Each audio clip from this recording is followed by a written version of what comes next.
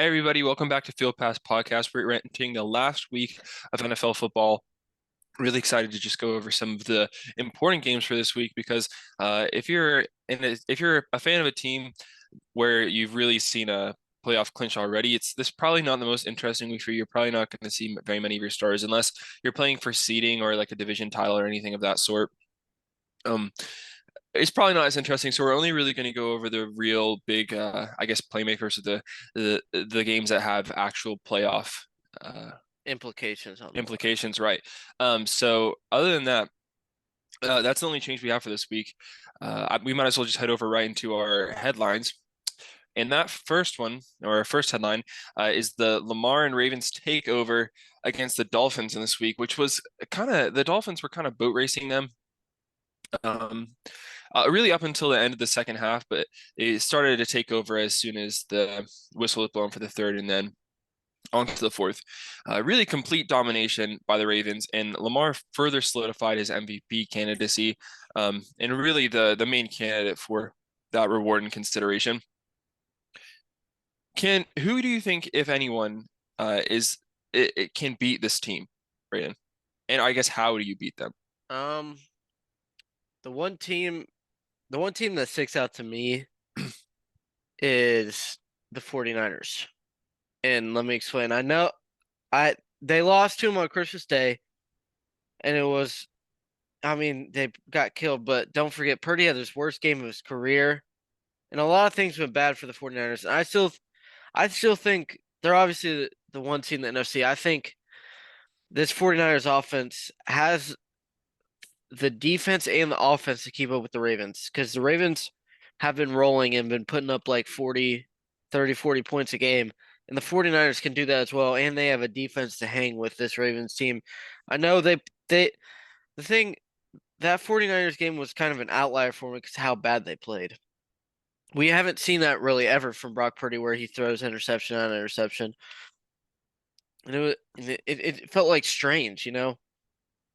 It was like, what the heck is he doing?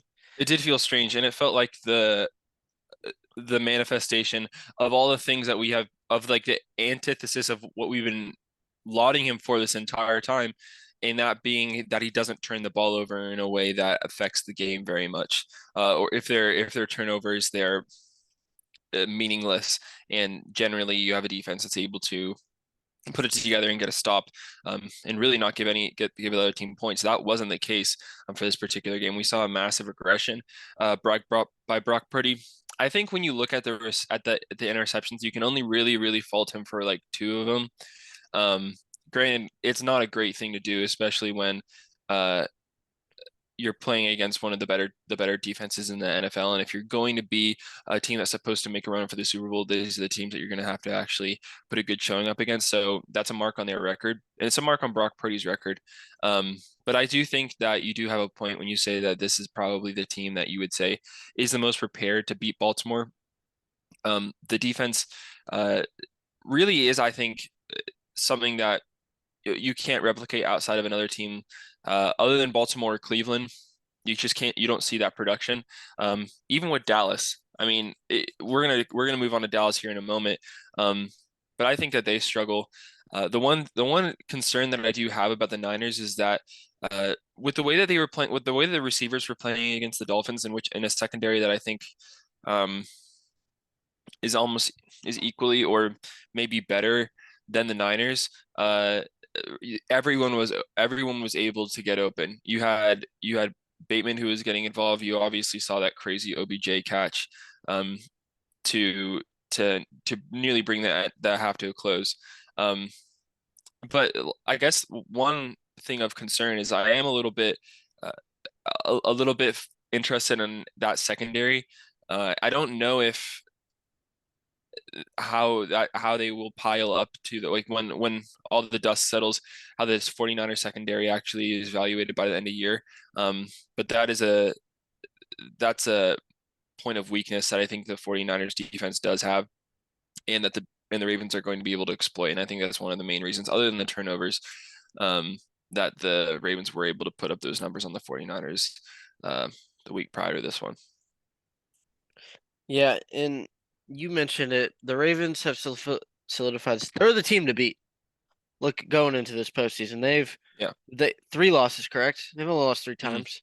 hmm So I mean, if they win this week, are they'll have 13 wins right now, and then it could be either 14 if they, which I, well, we'll go into a minute, but like, and Lamar has these last two games alone has won him the MVP because everyone was saying Purdy, and then he shit the bed on Christmas. That went away, and then Lamar had two back-to-back like games against like probably top five, maybe top 10 teams in the NFL. Yeah. So Which is kind of weird because Lamar hasn't been playing I would say at a necessarily an MVP level. I think he has been overlooked. Like when I say at an MVP level, of course that's relative because you have to compare him to everyone else playing. But when we think about what an MVP quarterback looks like in seasons prior, I don't think anyone other than Lamar in these past two games has looked like that. Uh, so it's hard to really give anyone the consider. It was hard for analysts across the NFL to actually give anyone the MVP title, and people were actually talking about giving it to a position other than a quarterback, which I like the conversation um, about that because I think that this should be an option. But I think this is really where Lamar has, like you said, stepped into that MVP caliber quarterback. Not that he wasn't that already, but he's really actually putting up those numbers. And I think that it's very easy to say that he should receive the title. yeah, I don't think anyone's disagreeing with that except Yeah. maybe some article writers that want views. Other than that, I think that's As in pretty much clickbait. yeah. But moving on to the Saturday night primetime game, Cowboys are let me put the Lions versus the refs again. I mean, Brad Allen and this crew. This is not the first game they've like controlled because they definitely controlled the ending in this one. It wasn't the biggest call of them all was the ineligible receiver downfield, but there were some missed calls on the lines as well. So they were missing penalties left and right. There was a They tripping missed that like a went, tripping. Yeah, yeah, it was supposed to be called on Hutch. yeah, and it was called on the Friend of Cowboys. the pod, so Aiden Hutchinson. so that's why this crew is not able to do the playoffs anymore, as most of you know. I mean, it was the pass interference Packers Chiefs. They did that game. They've done a whole bunch of games where the roughing the passer on Justin Fields with the Browns. This was all this crew, and they have messed up again and again and again. Now, to the Cowboys Lions game, ignore the fact about this penalty. I think the biggest concern is what in the world were the Cowboys doing on that last drive? I mean, they were giving up 15 yards of separation and let Goff just throw it down. And when Goff is in a clean pocket, he'll dice you up all day. It's when he gets pressured is when he makes his mistakes. He was in a clean pocket. They were dropping 20 yards down the field, and he just threw it under out. And then they were in the end zone in like 4 plays, and then the whole mess happened with the 2 point conversion. But I think this, I think the Lions and the Cowboys, for other than the 49ers, these are two best teams in the NFC. These are the 2 and 3 team in the NFC, and they just went at it, and they're pretty even. I think that's my takeaway of it is that they showed one that they can compete with each other and that they're both really good. Because I mean, both made mistakes, but both they made mistakes, and it was a great game. It's just sad that the refs controlled so much of the outcome. Yeah, I think that the NFL has made it pretty clear that they believe that the call was wrong. We saw some like inconsistent uh I guess evaluation of the call for I think it was Brad himself. He was sort of explaining his rationale for the call. Um and it just doesn't line up with which with like the actual events that preceded the play and then really kind of what that as and I'm what I'm like kind of alluding to is the reporting. So it, the NFL very clearly thinks that this is an issue by the like, and that's made it clear by the fact that they're not going to be in playoff games anymore. Um, I would say that like although that was an incident in which the refs got way too involved, it, Dan Campbell had a choice to go for two. He had a choice to go for two again. I do have a appreciation for the aggression. And when you feel faulted like that, you obviously want to stick it to them. But they did have a chance. Like they did have a chance to go for the extra point and tie it up and make it a tie game and then potentially bring it into overtime. But nonetheless, that shouldn't be the conversation that we're having. The truth of it is they deserve that 2 point conversion. And it's really frustrating to see the refs get involved in that way. Um, you can dissect the decision making by Campbell. You can blame potentially the players for not doing it clear, making it clear who's reporting in.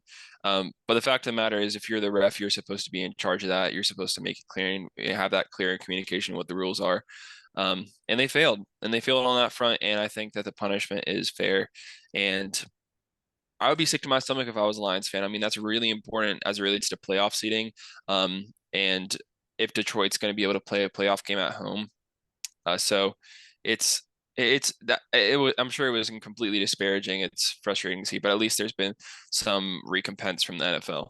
Well, yeah, and the thing, Rex Ryan was on the ESPN's NFL show, and he said we need to stop. We need to start blaming the refs, not the players. And I 100% agree because the refs need to take accountability for their actions because that they did everything where Jared Goff pointed to Decker, told him to go, and he walked up to the ref. There's Yeah, and saying I'm reporting. There's no way he went up there and did not say that. it just I was not. Yeah, that there the and you excuse gotta cannot be. imagine why he's walking up to you if you're the ref. Now, I Yeah, don't. Of course, I'm not a ref. I didn't go to school for that, so I don't know for whatever reason a ref would be walking up. Sorry, a player would be walking up to a ref prior to the snap. But like, you gotta assume that if one per like you need to use some sort of intuition there, and if you're not, you gotta do your best to clarify. yeah, and there's no way. And a valid excuse is not. Oh, I did not hear him. That is No, not a yeah, val- that's your that job. Your that job that is to cannot hear him. be Yeah, that cannot be an excuse in this situation yeah, because this cost the Lions a chance at the one seed. Who know if they would have got it? Because I yeah. mean, all they need is the 49ers to lose next week, which who knows? But this very well could have this changes the whole picture because the Lions are now going to be stuck at the 3 seed unless if the Cowboys and the Eagles lose this week. So that means they're probably going to have to play a game on the road, a divisional round on the road, as well as the NFC Championship, and that just sways the whole picture. And we find players for mistakes they make in games, such as personal fouls, standing up and speaking about refs. I think we need to start finding refs for this stuff. I think this needs to be something to look at because they need to be punished more than they can't do the playoffs. Because uh, what they don't get one extra paycheck. I mean, Yeah, I mean it's a big deal. Like that is a big deal. If like that's what your job, that's what your goal is. As like this isn't. We got to recognize the Super Bowl is a big opportunity for everyone and on the field, and that includes the refs. So to not be able to call any playoff games, um, much less the Super Bowl, like that does suck. I think that we they should be like it would be just to see more suspensions levied out towards refs. Um, just because I mean that's basically equivalent to a paycheck, and then that gives you a little bit more time for reflection, I guess. So, but I agree. I think that there does need to be some more direct action towards refs because I'm sure the NFL has take some flack from these calls as well, like the league. Uh, when you have games like this, like that's not a quality game to watch. A game in which it seems like the odds are stacked against you. So hopefully they realize that that affects them as well as, and it's not just like a fan thing. So I agree. I think that there should be some action taken for sure. yeah, because I mean, like we're not associated with this game at all, and you can tell we're upset about it. Just Yeah. imagine Lions fans right now. I mean, this isn't the first time in Dallas they've been screwed over by the refs. So I mean, Yeah. I I don't know, man. That something needs to happen. I think something more than just them. Because I mean, yeah, it does suck they can't call the playoffs, but like I feel like something needs. They're missing this many calls. Something else needs to happen. My one, I guess, ambivalence toward, not my ambiv like uh, my pause on like finding refs is like I don't really know exactly how much money they make, so I don't really know how loaded they are. Obviously, you could like it wouldn't have to be like a massive fine or anything like that, but it feels weird to be fining someone if they're just like a regular dude. Like I wouldn't get fined I could get fired if I was bad at my job, but like I don't know if I would be like fined per se. So Yeah, I'm I don't know. I'm not saying that that has to be the amount the players are. It should be like a fair amount for how much they're making. Yeah, that's fair. So yeah, but moving on to the Eagles, another NFC East, and they blow it against Arizona at home. This I've been defending the Eagles ever since they beat the Chiefs, and that win doesn't look good anymore. And neither, I mean, they really don't either anymore. They are losing game after game. I mean, they won. Was it? Did they win last week? The week before? I'm blanking on. I know they lost to the Seahawks and teams like in the Cardinals now. Yeah, how could I'm I I'm forget? yeah. Um, they played they played the Giants. That's Giants and they at won. Christmas. Yeah. Yeah, And and they everyone's like, should. "Oh, they got the game they needed." And They almost lost that game too. yeah. Yeah. So they are not. They're not looking like the same team right now that they did at the beginning of the season. They went through the gauntlet in their schedule and came out with the above 500 record, and then ever Which was since pretty then good, but ever since then they just fallen off there. they've played down to the competition. And I don't know, they're most likely now not going to play home playoff game, so they're going to have to go on the road. And I don't I don't know how much we can defend Jalen Hurts. I mean, because I'm not saying they need to be benched, but I feel like Zach, you mentioned this. I think it was off air. You said like he's not really improving at the rate he was. He's just kind of being steady. And I feel like more people were looking for more improvement, especially with that big contract, and it just hasn't shown. And this is a game they should not have lost. Yes, Kyler Murray is good, but this Cardinals team as a whole is not. So they're and for their defense to get dominated like that on the final drive was shocking to me, honestly. And I think the Eagles fans should be worried about this team and going into the playoffs. Because I mean, they have clinched the playoffs, but it's not looking like the division anymore. Yeah. Certainly not. Yeah, it's really really embarrassing. And I what I think is kind of funny is that the Cardinals two of the three Cardinals, like I guess they're four wins now. Two of the four wins on the Cardinals are at two teams within the NFC East who have already clinched the playoffs. And Eagles fans were giving Cowboys fans like crap for losing to the Cardinals like way back in the early in the season because they got caught. But here we go again. You have the Cardinals coming up to a incredibly what we would have thought would have been an incredibly dominant NFC East team, but are able to stay within it, and then they catch the Eagles with their pants down. I guess like their pants down being like these past couple of weeks where they seemingly can't put anything together. And I think personally, like although we've levied criticism towards Jalen Hurts, although we've levied criticism towards like not necessarily other members of the offense, but like potentially other defensive players who certainly I mean James Bradbury basically like single-handedly gave up um the not this recent loss, but it was the loss prior to this one. Um let me try and find that. That was against the Seahawks. Yeah. Um, I think this just falls down to Shane Steichen, like completely, because you lose both your coordinators, and like, granted, that's a hard thing to do. That's a hard thing to recover from. But the fact that it has been this bad is really, really embarrassing. I mean, to have Jonathan Gannon come into Philadelphia, completely outcoach you, and then you have an offense who is it's so weird because it seems like they're dependent on Jalen Hurts in the sense that he's running all these he's he's running all these like these QB designed runs, and they're trying to like create something, but also it's completely it doesn't play into Jalen Hurts' strengths either because they're not airing it out. Like he can throw it too. Like if you like you have you I don't know if they realize that they have AJ Brown and Devontae Smith on this team. It's like it's a completely inept offensive scheme as well. And I I wouldn't I would honestly like this isn't even a playoff defense at this point. Like with the way that they're looking, I think genuinely half of the league would be comfortable going up against them. And that's not something that you want to see. We were like these were supposed to be like the Super Bowl champions, barring a bad call on the Chiefs. Or sorry, on their team, on the Eagles. And it's just a complete collapse. And what makes this even better is that Shane Steichen is perhaps the most unlikable coach in like the history of the NFL, or at least like within within half a decade, potentially the entire like a whole decade.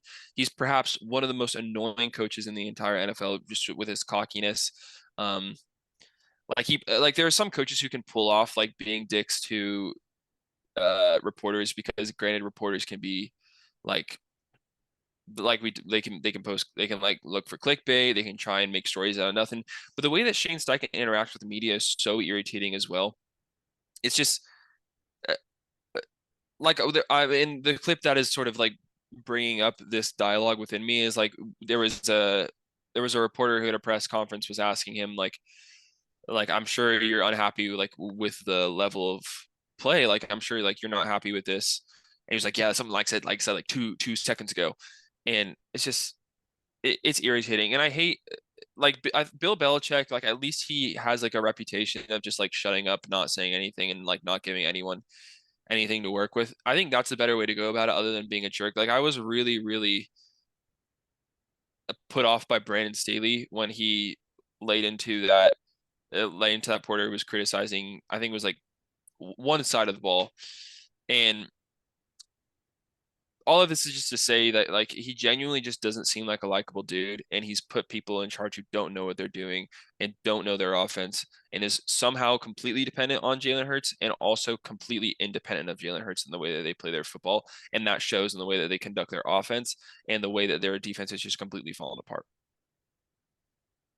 So Yeah, I also have personal beef with the Eagles because of the reason I'm wearing this jersey right now. So that I just do need to provide that disclaimer.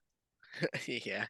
I mean, I think one thing we're forgetting is they lost both their coordinators before the year. Yeah, that's true. But like, if you are supposed to be like someone said that anyone could coach this Eagles team, and I think that that actually may be true with the way that that with the way that Shane Steichen has replaced his coordinators. Because You're like, talking about Cerrone? sorry, not Shane. Sorry, I'm Shane Steichen was the OC. Sirianni. I've said Steichen this entire time. Uh, Nick Sirianni. Nick Sirianni has replaced previously with Shane Steichen and then Jonathan Gannon. Now he's replaced them, and they're completely inept. So completely forget what I said about Shane Steichen earlier. Shane Steichen has been great in Indiana, or Indianapolis. Nick Sirianni is who I have beef with. So sorry about that, Steichen, for giving you the smoke, but that wasn't about you. Yeah, I thought you were. I couldn't remember the coordinator's name, and that's who I assumed you were talking No, about. But Nick Sirianni. Nick Sirianni. yeah, I mean, the tweet that I saw is that ever since he was yelling at the Chiefs fans, they're 2-4. Yeah, ridiculous. Absolutely So ridiculous behavior by a head coach. So stupid. Like, yeah, would you ever see like, I don't know, would you ever see Andy Reid do that? no, No, absolutely. It's just, I don't know. It just rubbed me the wrong way. And I know I've spent a lot of time talking on it, but I hate it. I just think it's yeah. so tacky and weird. All right, but moving on to something positive for you. This is your time to talk your shit because I mean you've been saying it all year on these Browns, and they got it done. They clinched the playoffs for the, I mean, second time since they've been back in Cleveland, and you guys are on a roll right now. I don't know how many game win streak you are. You can say that, but I just want to.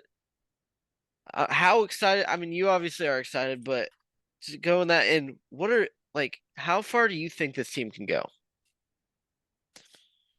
Um, I genuinely think we could win the AFC Championship. Like I genuinely believe we could go that far. I think we can beat anyone in the AFC. I I think that the Browns have the firepower to really take it to anyone, certainly on defense. And as long as Flacco continues with the momentum that he has been, I genuinely think that we could take out anyone. The person that scares me the most is obviously Baltimore, or not the person, the team that scares me the most is obviously Baltimore. Uh, but we beat them. We beat them at home in a thriller and also in a comeback uh, that really shouldn't be discounted. We were out of this game essentially in the game against Baltimore, and we were able to put it together and um and get a win in a way that no one really thought would have happened. It was the first game that Deshaun actually like looked really solid other than the Titans game, which I mean, I guess the Titans are weird. I feel like they're kind of like the AFC Saints in that they can look great one week and then out of nowhere they just like suck for like 3 or 4 weeks. Um, but I I I genuinely think that we can take it anyone. And also it's just like a genuine belief that I think this team genuinely believes that they can stick in whatever game they're in. Um, and that's a commend that's like a commendation to the culture. And then also we've built a personnel that is able just to create game defining plays and people have stepped up in the face of injuries. Um, that's also why I'm just really excited for the fact that we now that we've clinched the playoffs, and I guess it's kind of almost a blessing in disguise. I like they're like chops on like Brown's Twitter was basically talking about this, how although like the Ravens, like there's no chance we win the North, and there's no chance we get to 1 seed. But I guess that it's a week where we can rest. We can like we can actually try and not have someone have like a season-ending injury this week. Granted, now that I've said that, it's probably going to happen. Um, but I just I feel like we're in a good position now at least, and I feel like we can beat anyone. The Ravens will be really hard, but I'm really excited to go against the AFC South because that's who we're locked in. It's either going to be I guess the Texans, the Colts, or the Jags. Could So be any one of them too. yeah, right. And so I feel really comfortable. I'm not gonna I'm not gonna like strut my stuff or anything and like talk shit on them, but I actually I have faith in this team and I have faith in Flacco. Um, Hopefully Amari Cooper is able to come back. It didn't seem like that heel injury was too serious. Um, that Eli Morja injury was really scary, and if he's able to come back, I want him to come back and be completely healthy and not put him at risk for like permanent injury or anything like that. That's obviously way more important than the football. But if he can come back, that would be stellar. Just feel Yeah, super excited for this team, and I think we can beat anyone in the AFC. I'm a little bit nervous with the NFC, and I don't like unless the Eagles make a run and they somehow get to the Super Bowl again. I think that will be hard as well if we were to ever make it to the Super Bowl. yeah. The one like concern that I have for the Browns is when Joe Flacco has a bad game, how will they respond? We kind of saw, was it the Bears game he threw 3 picks? The Bears game, he threw 3 picks. Yeah, and I mean some of them were his fault, but I mean I'm talking about like when he can't get anything going, how will this team respond? Who can they rely on to get? Now we've seen Njoku and Cooper step up. We've seen the defense step up, but in the playoffs, that's my concern is when Joe Flacco is not playing like prime Tom Brady, like he has or been going crazy. How will this team respond? And that's like that's the one thing I like that's I'm worried about. Like looking at the Browns from the outside, but I think you should be confident, especially going into this wild card, especially if you get the Jags. I think this Jags team is not that good, and it would be a pretty like easy win for you guys if you end up winning that game. Now, Colts and Texans, Texans that game I'm going to throw out the window. CJ Stroud wasn't playing. They couldn't get anything going. The Colts game, it was a back and forth game, and it took a Myles Garrett masterclass for you guys to win that game pretty much. So, these games are up in the air, and I think as like for your perspective, you're hoping the Jags win this weekend so you can play them. Because when I see the Colts and Texans, I get a little more worried. But I feel like the Jags is your easiest path, especially in the wild card. Yeah, Just because, I completely agree. I mean, CJ Beathard is, and out of the last 5 games, is the one to get the win for the Jags, not Trevor Lawrence. So, but I wanted for the next thing, I wanted to throw in just because it is important. The Panthers lose, the Cardinals win, so that means Bears get #1 pick. And I think Justin Fields has kind of ever since he came back has been like, I'm the guy here in Chicago. He's played really well. So I'm interested to see what they do with this pick. Could they trade it again? Could they if Marvin Harrison Jr. declares is I think that's who they should take if he declares with #1. But Zach, my question to you is there a possibility they trade this pick again? I think there definitely is. Um, Realistically, I think that you could trade down to the 2 or 3 because someone's going to want Caleb Williams. Someone's going to want Drake May. And I think you could still get Marvin Harrison Jr. without having to spend the first round pick on him. Um, there are teams that very clearly need a quarterback more than a wide receiver. The Patriots come to mind. I think that they would be a trade candidate that you should definitely be pursuing. I think you could. I don't know how if they want to stick around Aiden O'Connell in Vegas. You also have the Broncos who have recently benched Russell Wilson, which I think happened like I don't know if we talked about that last week. I can't remember the top of my head. It was like something that it happened. It did happen. Yeah, Andy and I talked about that. Um, so that was a crazy development. And then really those are the 3 teams I think you should be going after. Pittsburgh could also be a potential option, although I think that if they were to trade Fields, that's where he would go. But I actually genuinely think after these past couple of games, I think that they should stick with Justin. The Bears fans certainly think that he should keep it around. I think we talked about Fields basically for half of last podcast, but he brings a dynamic aspect to his offense. He's sitting longer in the pocket and is delivering on throws to DJ Moore. If you get him another crazy wide receiver like Marvin Harrison Jr. with the same play style since you went to the same college, I think they could actually be a threat. And I don't even think you need to use the first round pick on him. I think you get someone even. I think you could get another playmaker in there if someone will be stupid enough to give them someone as good as DJ Moore. Yeah, they could be Again, looking for another trade like that. yeah, And which I wouldn't fault them. That it no, worked out. It worked out pretty well with DJ. I mean, we talked about this. I don't know how this happened, but DJ Moore has his career high in receptions, or sorry, in receiving yards. So it's it, although like this wasn't a great season for the Bears, and you actually had a lot of crap happen, especially at the start of the season. Your DC gets basically raided by the FBI, and it basically seems like your team is in free fall. Um, we had that glimpse of like success in that Commanders game. They've slowly built it up, and past the Fields injury, he's like really dominant.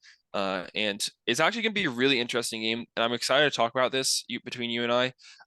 Bears, Packers going forward, they could end Green Bay's playoff aspirations if they really wanted to, yeah, this week. So I almost think that if Justin Fields does that, if they end Green Bay's aspirations and he looks as good as he does doing it, then I don't think they take Caleb Williams. Like I think that they stick it around and I think they try and get rid of this pick. Because the way that that would change the culture, the way that that would a big win over your rival, and if he does it in winning fashion, I think that would be the right move to make. yeah, and yeah, that's a game that has a lot on the line Yeah, because the Bears are going to show up for it, just kind of like the Lions last year, even though they were eliminated at that point. yeah, All right, so now after the headlines, moving on to our predictions, we're only doing me and Zach picked out instead of doing like every game, like we don't need to do like I think Jets and so like play someone that's also eliminated for the Jets Patriots, I think it is. Like we don't need to cover that game. We found 8 games that have playoff implications on the line. and we're just gonna go through those games because we feel like those are most important and they should be recognized more than games that are basically just playing for picks at this point. So starting up on Saturday, Steelers Ravens. Steelers win and get in, I believe.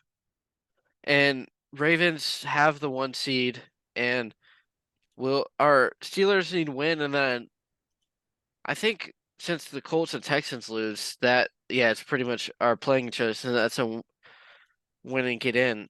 So yeah. And Ravens are probably gonna rest their starters since they have clinched the 1 seed. This and that makes me think that the Steelers will win this game.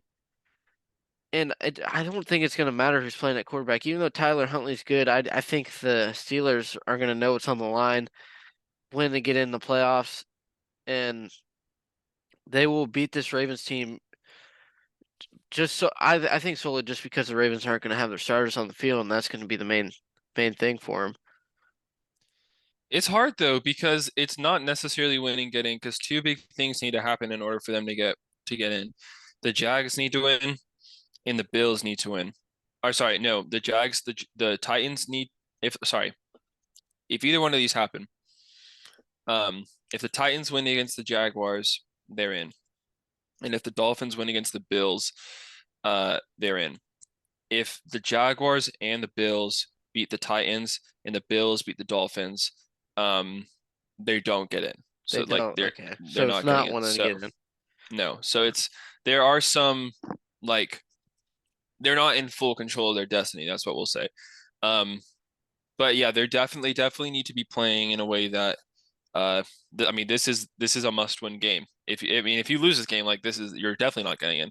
So it's really interesting when you look at like what the decisions kind of fall out to be. It looks like they're going to be starting Mason Rudolph, which although Kenny Pickett has been medically cleared to play, um, they just he I mean as a Browns fan looking in, he is looking a lot better than Kenny Pickett so far, and I think that Tomlin knows that, and I think Steelers fans know that, and I think this the honeymoon phase is kind of has officially fallen off from Kenny Pickett, and we may be looking at a situation where Mason Rudolph potentially could be the starter going into next season, if he plays well during this game, because this game is going to be really important as it relates to what this team looks like next season. Um, but yeah, I just thought that was really interesting that Mason Rudolph has almost won the starting job at this point here in the season, over Kenny Pickett, which Steelers fans seem to love. Um, so this game, I really wouldn't be surprised if Steelers win because you can't play Lamar if he gets hurt. Like playing against the Steelers, like that would be organizational collapse, and I mean it would certainly doom you for the playoffs. So you can't play him, and I don't see the backups beating the Steelers, who are basically on a roll. It's really all going to come down to these next couple games and how they shake out because I agree with you. I think the Steelers are going to win this one. Yeah, and I mean, yeah, starting Lamar would get someone fired. Yeah, it Maybe would. maybe even John Harbaugh at that point. Well, it wouldn't get him fired just starting him. Like I'd say like if you were to get injured, that would be like you're gone. Like you're gone because there are criticism that you can level at John Harbaugh right now, with the way that they play. Um, of course, no one's going to be talking about them right now because they're performing so well. Um, but yeah, if that were to happen, that would be miserable for them. And I think it's pretty clear that the Steelers are going to be throwing everything they can at this game, and the Ravens are going to be throwing as close to nothing as they can, as Yeah, close to nothing I as mean they they can don't in this have game. anything to play for, so. Yeah, But I think this is the second. This next one is the second most important in Texans Colts because I believe the winner of this game will get in the wild card because they have a tiebreaker over the Steelers, Bengal, and I think the rest of the teams are eliminated other than the Steelers. So like if first of all they want the Jags to lose so they can win the division, but if they don't, the winner of this game gets in the playoffs. And the team that I have felt more impressed with and has got bigger wins is the Texans. I know they're missing Tank Dell, which is huge, but they got CJ back. Nico Collins is back. Will And Anderson, well, yeah, who has Will been Anderson. electric too. And I think the Texans go into Indianapolis and get this done. And CJ Stroud makes the playoffs in his I get rookie year, and I guarantee no one saw that coming. I don't think either of us did. I think maybe you thought he would perform well, but I don't think you even saw him making the playoffs. I didn't see the Texans making the playoffs for a while. But this is the recipe for success. Like this is the way that it is supposed to work out. Is you draft a rookie quarterback, you keep him on the deal, and they have found success in the first year. Like they are potentially a playoff team, like right off rip, and they found a way uh to take some of these older guys and make it work while also bringing in some younger talent. You got Robert Woods out there who is a wide receiver who's a component about of this offense. You obviously have Nico Collins, and then we've talked about Tank Dell ad nauseum about on this podcast before. Like he's incredibly solid, and that injury was a like super big deal. And I would be a lot more scared of the Texans right now. Granted, I'm already pretty scared of them, but if they still had Tank Dell, like that's a level of your offense that you can't ascend to anymore now that you don't have him. Um, but yeah, this is a different team now from what it was 2 weeks ago as it relates to the injuries, and really them being better in a better injury space now. So it's just a perfect position to be in if you're the Texans. The future is super, super bright. And then although you had to give away uh, the first round last year to secure Anderson, I think that that was the correct move with the way that he's been playing. And the odds that you hit on someone like that, um, uh, with that pick, I think are lower than choosing someone with the assuredness of Will Anderson, and he's played super well. Um, and I'm really excited for the Texans. I'm not rooting for them in this game because I don't want to go against them, but I'm rooting for them in the future. Uh, because I obviously am partial to the quarterback, but I really just like the team. They're young and scrappy, and I think that they have a lot of success in their future. And I think that it's time you get on the train. But yeah, like you said, this is whoever wins this game is getting in the playoffs. Um, and whoever loses is certainly not. So it's going to be interesting. I, I I haven't really gone into the details as to what the what the implications of this look like. I mean, obviously that's going to relate to your in division record. Um, but yeah, they're all in a race to win this division. And I mean, if Jacksonville loses this week, they're out as well. So we've got a really interesting week in AFC South football. Yeah, I mean that pretty much moves us into Jags Titans. Titans did not look good last week against the Texans. Saw Will Levis go out at one Been point. injured, yeah. Yeah, so who knows if he'll play? And I mean, who knows if Trevor Lawrence will play at this point? CJ Beathard looked all right. I mean, they shut the Panthers out, but it's also the Panthers who have the worst.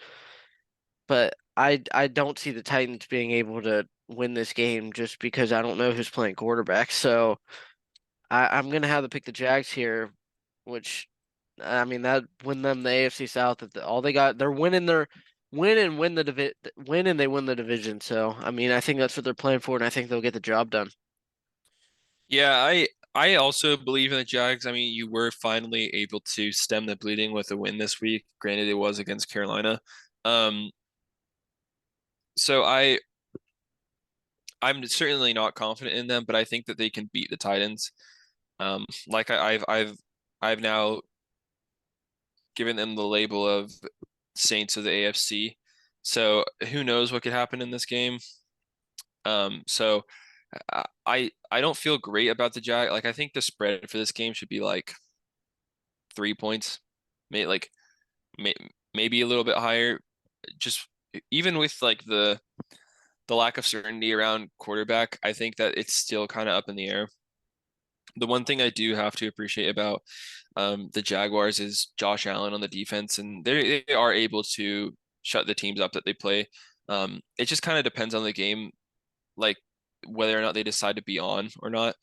Uh, uh, they kind of shoot themselves in the foot sometimes, but I think that that's the best side of the ball is their defense, um, especially with which is in contrast to what people were thinking. Like people thought this offense with Calvin Ridley, Travis Etienne, Christian Kirk, who as we've lost, which is a pretty significant loss as well, was going to be electric, and it just has been incredibly disappointing. So that's all to say. I do believe in the Jags this week, which is great for me. Um, and I really hope that they're able to bring out a win because I would love to see them. And we just talked about the AFC South. So let's talk about the NFC South, who there's two teams left, and it's Saints versus Bucks, and they played each other last week. So Saints win and they're in, and then I think the Bucks need to win and Saints to lose. I believe that's correct since Saints now have the tiebreaker over them.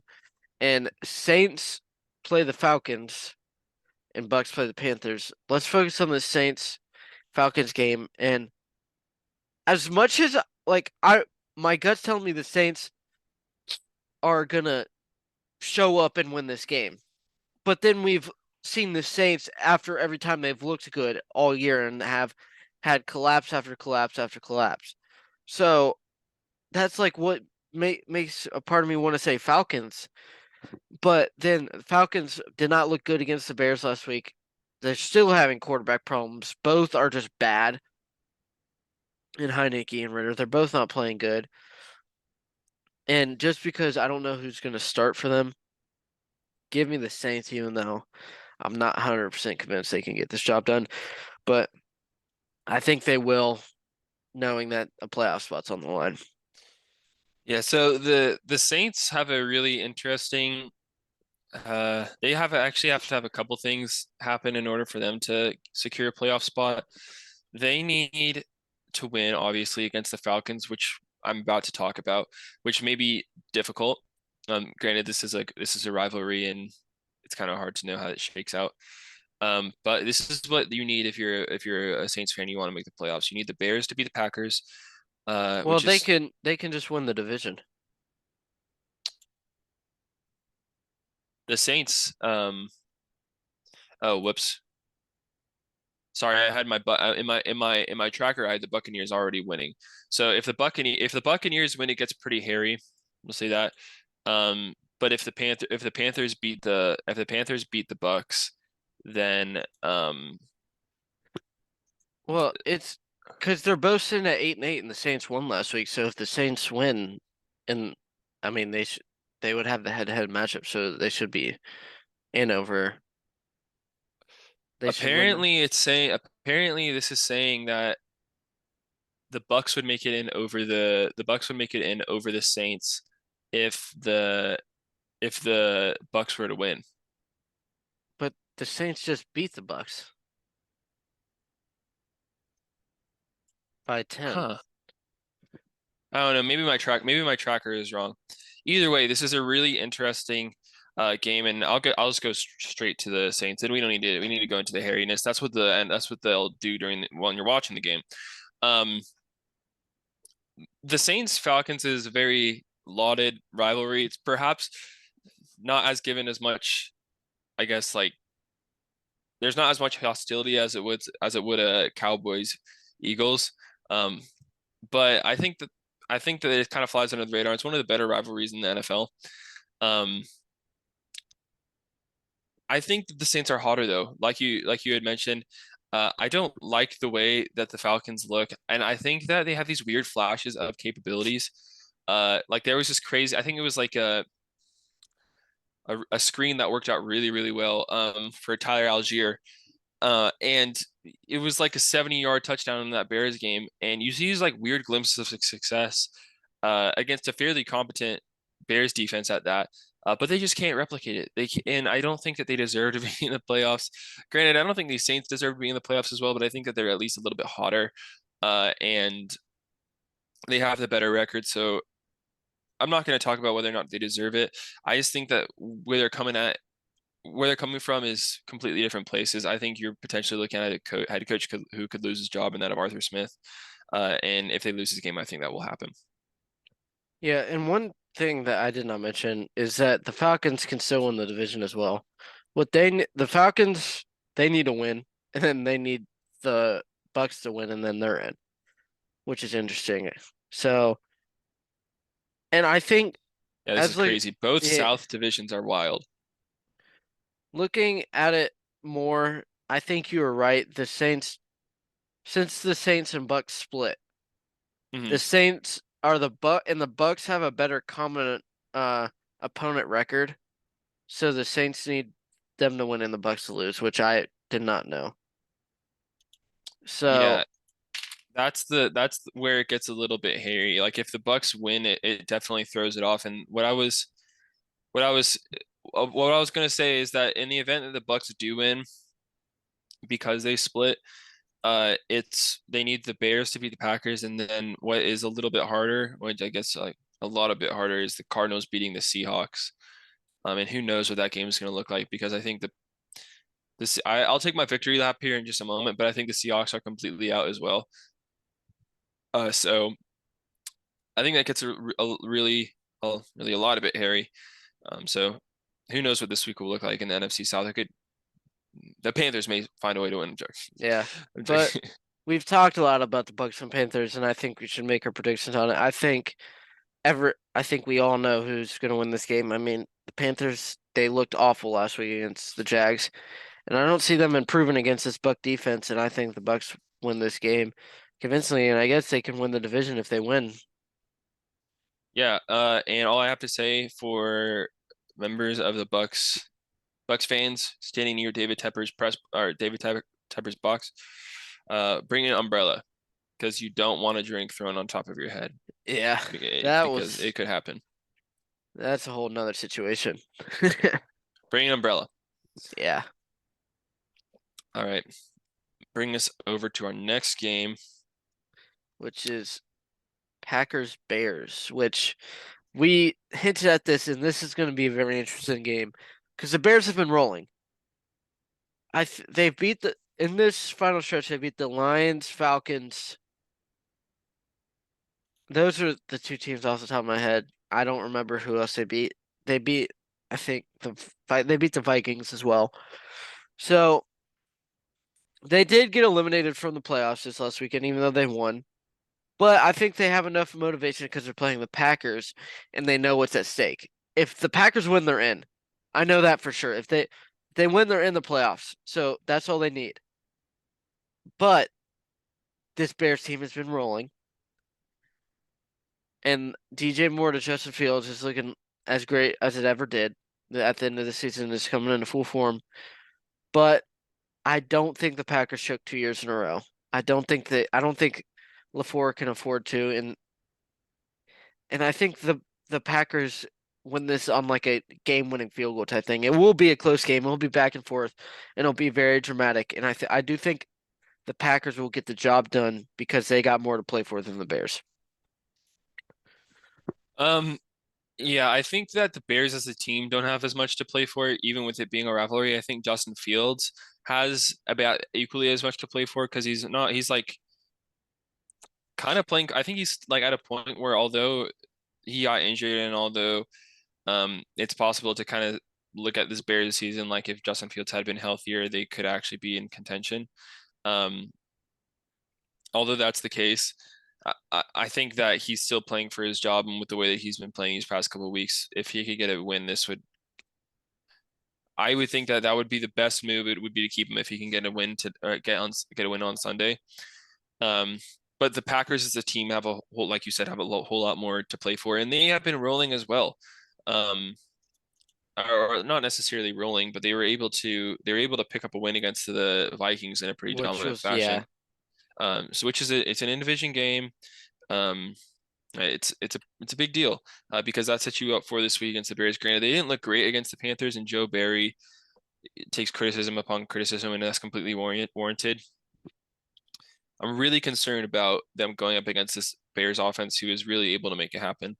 Uh, I wish they didn't trade David Montgomery, or was he traded free to? agency. He was a. I wish they kept David Montgomery. Yeah, that's why I asked. Um, because oh my gosh, I wonder what this offense would look like if they still had him. Um, so like this is going to be a great game, and there's a whole lot at stake. I think both on each sides of the ball, despite the Bears as a team not really going anywhere. Um, I do think the Packers will win it at home though, because like you said, they have more to play for. Jordan Love actually has been playing pretty decent. Um, the Packers defense are going to they're going to have That's to been answer. the question mark. Yeah, That's they're been the going to question. have to answer. It hasn't been Jordan Love lately. It's been the defense, and Yeah, we'll see if they can get a stop. yeah, they need to get a couple stops. Yeah. Yeah, But Zach mentioned this Seahawks Cardinals. Cardinals coming off big win last week, big win in Philadelphia.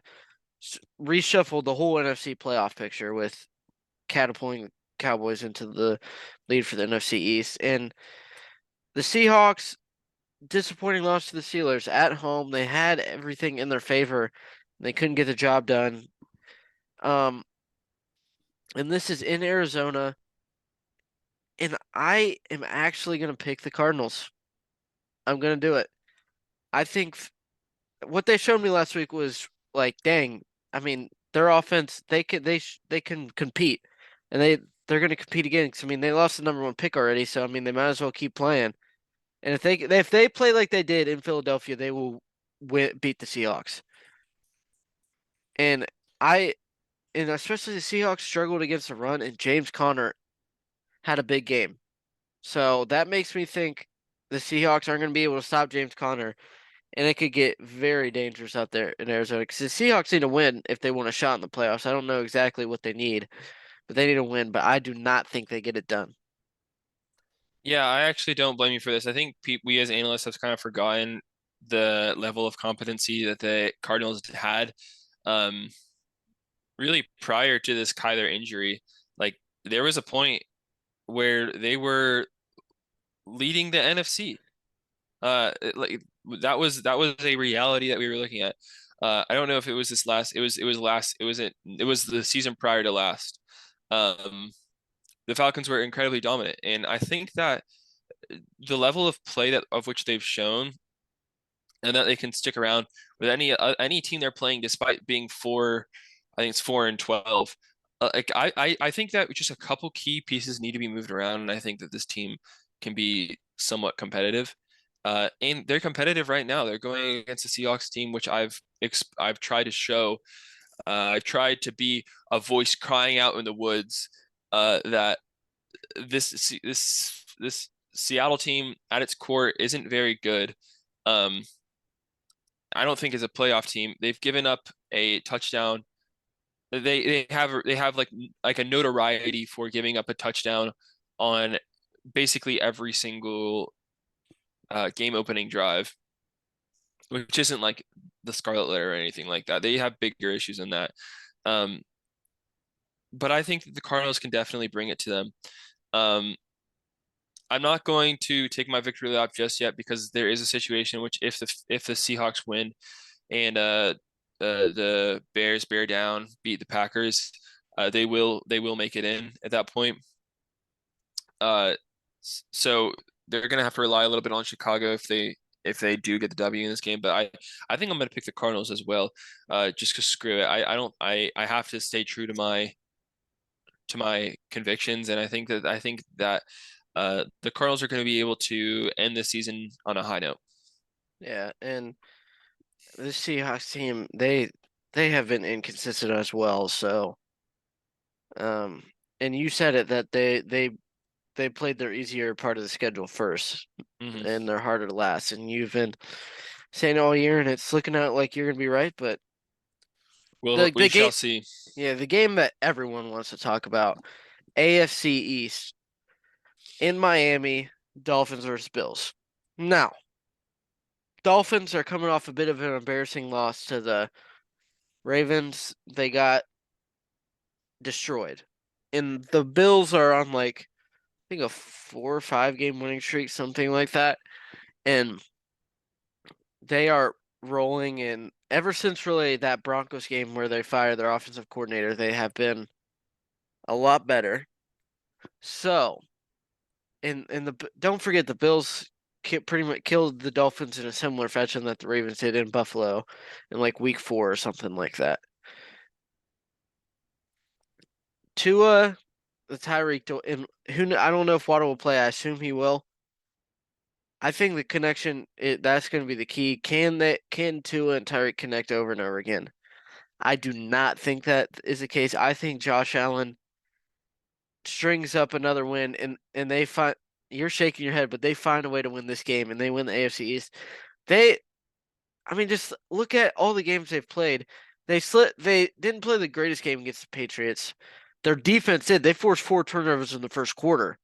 So if they can keep playing like this, I think it may be similar. I think the Bills won this one in a maybe 7 to 10 point range game, and they win the AFC East. I still think the Dolphins will get that. I think they still have clinched a playoff berth, but I don't think they win the division. I think they play a game on the road. Um, so here's the situation. I'll just provide some context before I give my pick. This is the situation in which if the Bills lose, they miss the playoffs.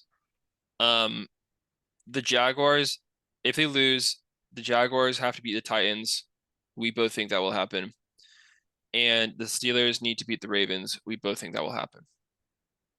We're not oracles, unless I'm talking about Seattle. Uh, we're not deciders of the fate. But I think that the Bills lose this game, and I think they miss the playoffs. Uh, because I think all these things are going to happen. I the way that I look at this Buffalo team, I think that it feels like they're almost regressing to the mean over at like which the start of the season began. Josh Allen, although he's performing in a way that is like a top 10 quarterback play. I don't know why. I'm still not as impressed by him as I am the entirety of the Dolphins offense, even after just kind of getting curb stomped by the Ravens. Granted, I'm not the biggest Tua fan either. I just think Tyreek Hill is the defining factor of this entire game. There's no one else on the field who's more defining than Tyreek Hill, and that includes Josh Allen. And I look at these two most recent games that Buffalo's coming off of, and that of the Chargers, in which they nearly let Easton Stick win against them. They won by 2 points. And then you have against the Patriots. Granted, I will give Buffalo credit. They always kind of have a hard time against the Patriots. But even then, if you want to be the team that like that is sneaking, like gets into the playoffs after like an awful start to your season, you need to be better than that. You need to beat the Patriots by more than 6 points. You need to, after allowing Bailey Zappi to throw 3 interceptions in I think it was the first half, and then there being more turnovers, you need to be able to capitalize on that and put together more than 27 points. Are you crazy? Like, are 3 interceptions in the first half by Bailey Zappi. He looked like John O'Corn. I like actually they were he was throwing he was basically throwing to Buffalo Bills linebackers like they were running slants for him. Like it was a genuinely miserable game by Bailey Zappi, and they weren't able to do anything on them. They're going to struggle so much more against a Dolphins offense, which although they were punched in the face, and although there are questions about their competency against teams that actually have a winning record, and Buffalo has a winning record now, obviously. I think that they're going to be able to put it together. I think that the Vic Fangio defense hasn't been incredibly impressive, but I think that the DBs on the Dolphins are going to be able to hit Josh Allen where it hurts and force him to make some bad decisions. And I don't want to shine a spotlight on his decision-making capabilities. I'll just let Tom Brady say that as well. I mean, Tom Brady has talked about how Josh Allen probably shouldn't be making many of the throws that he does, in which it results in an interception. It's I just don't see this going well for the Bills, and I genuinely don't think that they make the playoffs because I think all the things that are going to necessitate that result happening are going to happen, and I think that they don't win this game. So that's my stump speech about them. They're my AFC Seattle, but but I don't have a Bills jersey, so I can't put any wagers on this one. Sorry, guys. But I mean, regardless, I think this it's going to be a great game, It and is it's going to be a great game. It's a great Sunday night game too. yeah, This will be and awesome. playoff implications on the line. And one thing we didn't mention that I was thinking about, if the Dolphins lose and you guys lose, I think they will be the 5 seed and you'll be 6. Because I mean, Yeah, which I'm not sure, but that could be a possibility, and then they'd end up playing a team like the Jags. But regardless, that's a topic for next week if it happens. I think, I mean, we covered all the games with playoff implications. This is going to be a very entertaining week of football with these 8 games. So, I mean, Zach, do you have to say anything else? no, that's it. Yeah, we're really excited for this week. We're also really excited to go into the playoffs. It'll give us a little bit more of an opportunity to do deep dives into individual teams, and I think we're excited just with more on the line, and I guess off-season rumors already beginning to brew, and that of the Broncos, they kind of had the firing shot. Really excited to be over to be able to cover the NFL going into the last stretches. So thank you guys for sticking around. Yep, and we'll see you guys next week with the wild card playoff football. It's that time of year, baby. All right, see y'all. Peace. Peace.